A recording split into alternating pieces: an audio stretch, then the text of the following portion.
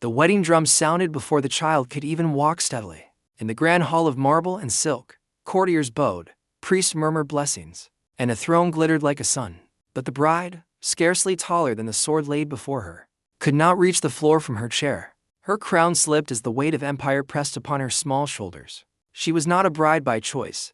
She was a treaty made flesh. Behind her innocent eyes, the machinery of dynasties turned for centuries. Empires sealed peace not with signatures, but with children, daughters who would be sent across deserts and seas, to lie at the heart of political promises. They would become symbols of unity, yet live as strangers among enemies. Every lullaby sung in their nurseries carried the rhythm of war drums waiting to begin again.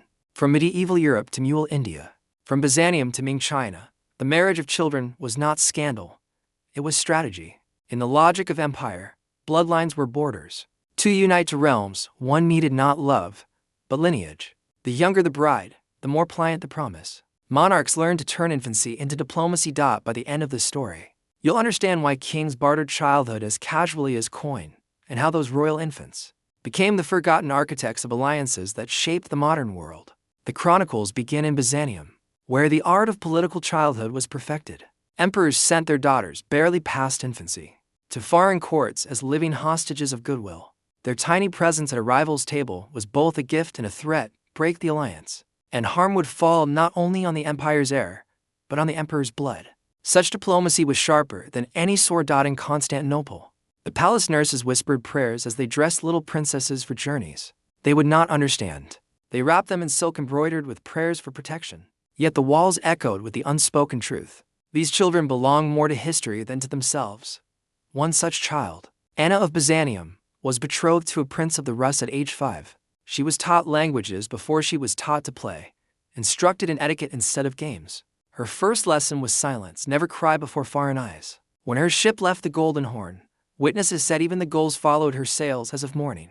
In medieval Europe, the practice crossed faiths.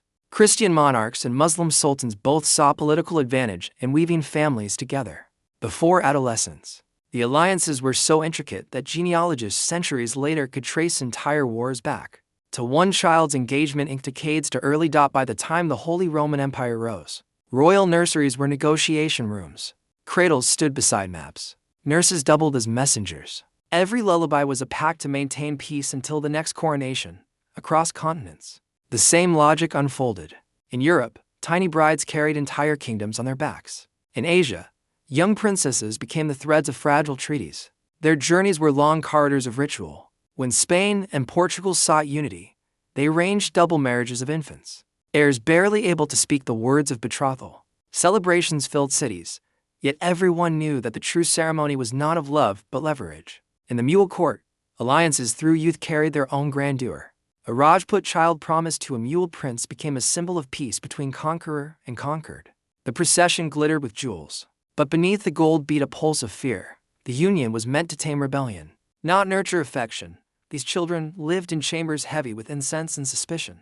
Tutors drilled them in foreign tongues and laws, for their future households would be alien nations. They memorized genealogies the way others learned fairy tales. A single misstep, a misused title, a forgotten ancestor, could shatter diplomacy. By adolescence, many of them had already changed borders. The mere existence of a promised bride could stop invasions. Monarchs waited years, even decades, for their child spouse to reach maturity, using the promise of eventual union as a leash on ambitious neighbors. Wars paused not for compassion, but for paperwork. Imagine the halls of Versailles, where portraits of pale, serious-eyed children hung between flags. Each painting was a contract, each smile rehearsed. When ambassadors toasted eternal friendship, they were really drinking to the endurance of a frightened child in a distant palace. Beneath this grand theater of innocence ran a river of suffering. To be a child in a foreign court was to live surrounded by surveillance. Every letter was censored, every word weighed. The young consort could not choose her food, her friends, or her faith without permission from distant fathers and anxious councils. Her body was the parchment on which treaties were written, but her mind, too, was colonized by ritual. Some resisted quietly. Isabella of Valois, married to England's Richard II before her 10th year, wrote letters pleading to see her mother. She was told queens do not weep.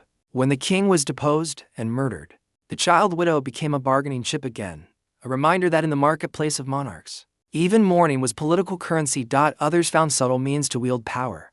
Catherine de' Medici arrived in France at 14, already schooled in strategy. By adulthood, she would master the art of governing from behind curtains, turning her early helplessness into a lifelong study of control.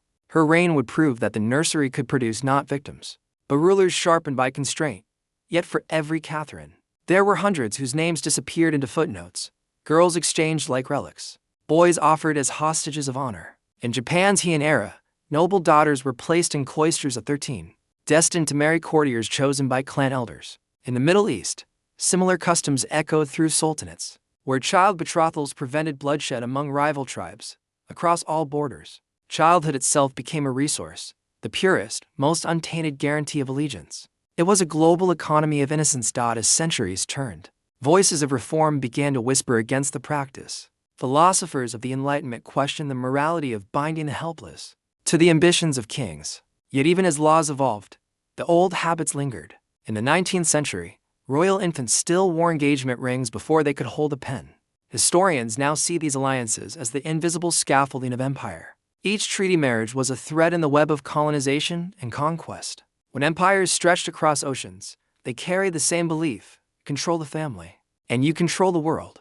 But the personal toll could not be erased. Diaries from the 1700s and 1800s reveal quiet tragedies.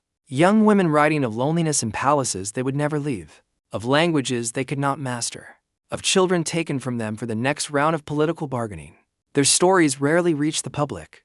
To question such unions was to question divine order itself. By the dawn of the 20th century, the last arranged royal child marriages flickered out under the scrutiny of a modern press. What had once been sacred ritual now appeared barbaric to new eyes. Yet echoes of the logic remained, the idea that bloodlines, not hearts, should govern alliances. That innocence could still be bartered in the name of national interest. The marble halls are quiet now. The crowns that once dwarfed their tiny wearers rest behind museum glass. Yet each jewel carries a story, of fear disguised as faith, of treaties written in lullabies, of empires that believed they could sculpt the world by shaping its children. History remembers the kings who ruled. It forgets the infants who were made to hold empires together before they learned their own names. Their legacy is not in monuments, but in the uneasy truth that power has always demanded a sacrifice, and innocence was often the first to be offered. Next episode, The Church of Bones. How faith turned the dead into cathedrals.